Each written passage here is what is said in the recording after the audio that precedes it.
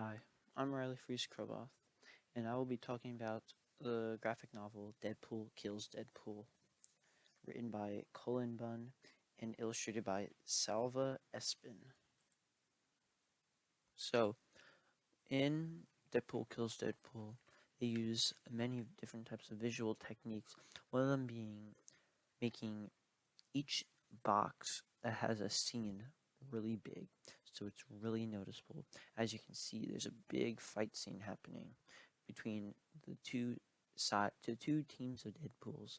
One of them is the good one, which is on the left, and the other one, the bad one, on the right. They're going head to head against each other, and they really make that pop by making it huge on both pages, with the smaller boxes below showing uh, the fight interactions and fighting between one another. Within each box is the text and sound effects, which really helps just bring the fight all together.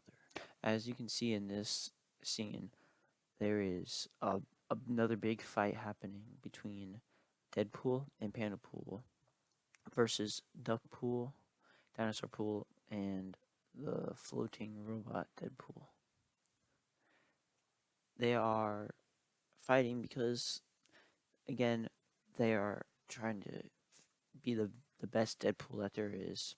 They were transported back in time by the Watcher, and now they're having another fight. And whoever wins it gets to go back to the right timeline where all the other Deadpools are, so they can fight and become the number one, or to stop all the fighting. Another visual technique that is used throughout the whole Deadpool Kills Deadpool book is that the gutters for each little square, in between each square, is black. Normally they are white, but in this book they're black, which is pretty different than what you would normally come across. In this scene, you can see from the expression from the eyes that she is very stern. She's very serious with how the illustrator has drawn the eyes, while in the next slide below her, Deadpool's eyes are quite wide because he's showing concern in this scene. In this book, they also like to illustrate a lot of gore, blood, as seen in these two images right here. Deadpool just took a chainsaw to the chest. And in the next scene, an alternate universe version of Deadpool, one with a giant beard of bees, is basically getting his head exploded with a headshot from his pistol here. It's very intense. If you look at his head is basically just split open like if you drop a watermelon on the floor. It just popped.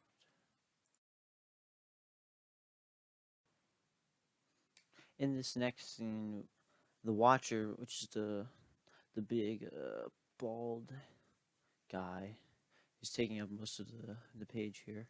He is really just breaking the fourth wall in a good classic Deadpool fashion, where he basically is talking directly to the reader as sort of like acting as the narrator and narrating what is happening during this fight and what they are fighting for. And that's to be the one true Deadpool in the end. In this next scene right here, you'll see another classic Deadpool with how his character is.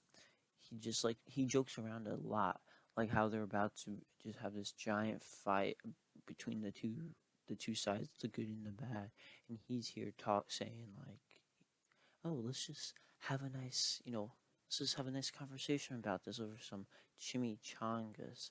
Like that's just some classic Deadpool that you get. No other superhero is like that. You wouldn't hear Spider-Man saying this or Iron Man saying this. You just wouldn't see that stuff.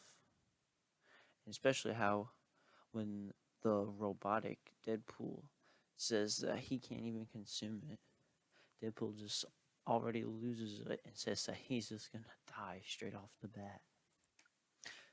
And finally, this last page of the book really does show how Deadpool Kills Deadpool does not in any way follow the hero's journey. For first off, Deadpool ends up killing the last guy, the final Deadpool, who started all of this. Even though they had this great speech about why you shouldn't be doing this, he just goes and kills him and then proclaims to be the last one standing, which is just hilarious.